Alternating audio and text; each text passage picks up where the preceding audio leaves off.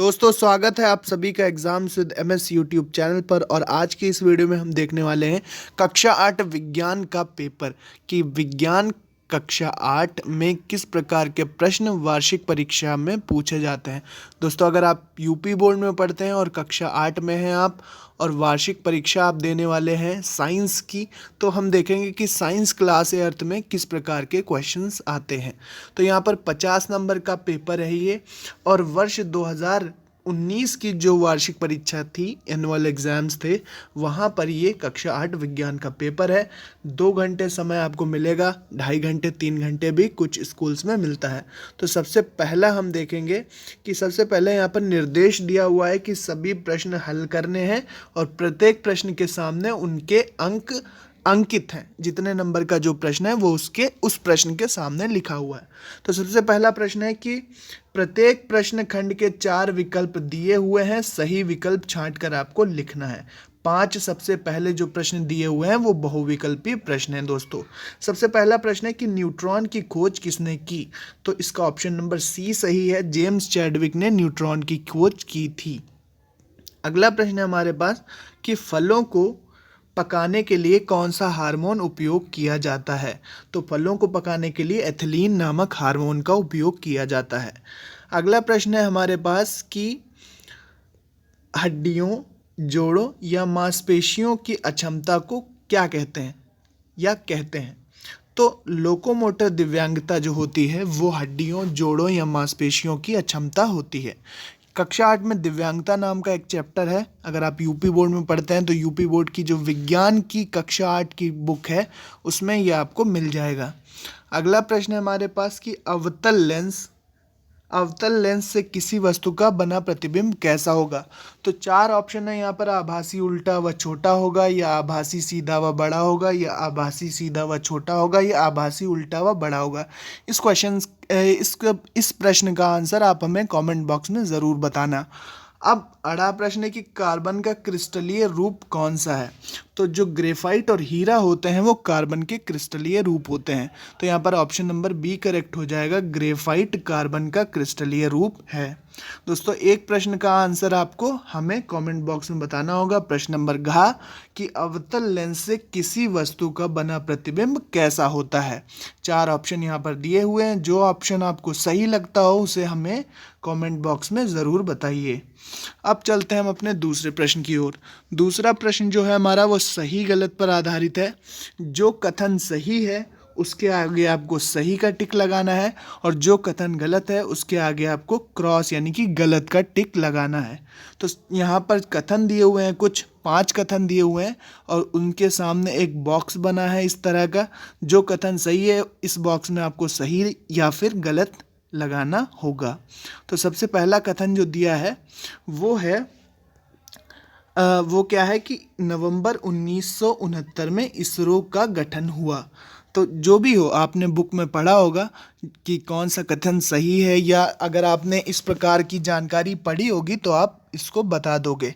तो जो भी हो, सही हो तो सही लगाना, गलत हो तो गलत लगाना। यहाँ पर हम इसका आंसर आपको नहीं बता रहे हैं।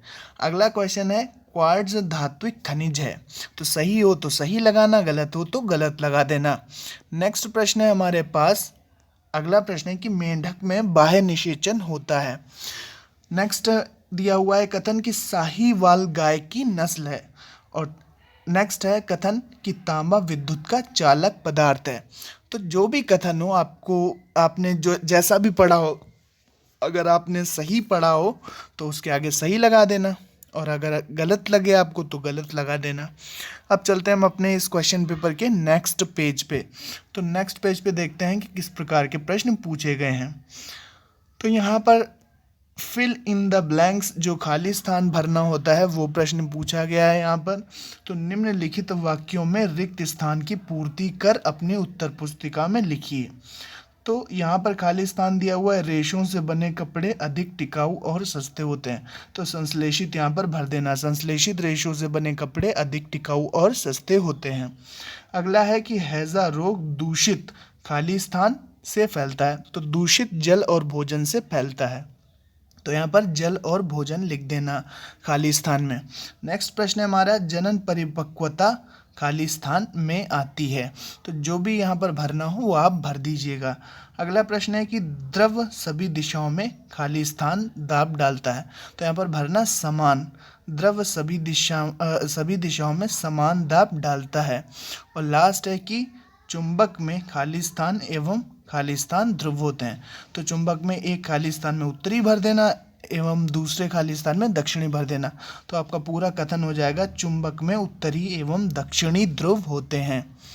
अब चलते हैं सही जोड़े बनाइए। तो यहाँ पर मैचिंग करनी है आपको। स्तंभ का और स्तंभ खा में जो चीज़ें मैच होती हैं उनसे आपको यहाँ पर मैचिंग करानी है। स्तंभ का में डिबलर, साइलो, सॉलमॉन, शार्क और व्हाइट लेगहार्न दिया हुआ है। और स्तंभ खा में भंडारण की विधि, मछली की नस्ल, बुवाई की विधि, मुर्गी की नस्ल, विटामिन ए तथा डी का स्रोत। तो यहाँ पर किस तरह से करना है देखिए, मैं आपको बताता हूँ कि आपको किस तरह से ये सॉल्व करना है। जैसे मान लीजिए कि जो व्हाइट लेगहॉर्न है वो क्या है कि वो मुर्गी की एक नस्ल है। तो इसको यहाँ पर आप इस तरह से मिला देंगे। शार्क क्या है? शार्क है हमारा, ये होना चाहिए विटामिन ए तथा डी का स्रोत। नेक्स्ट है हमारा सॉलमॉन। तो सॉलमॉन क्या होती है? मछली की एक नस्ल होती है। इसके बाद साइलो क्या है?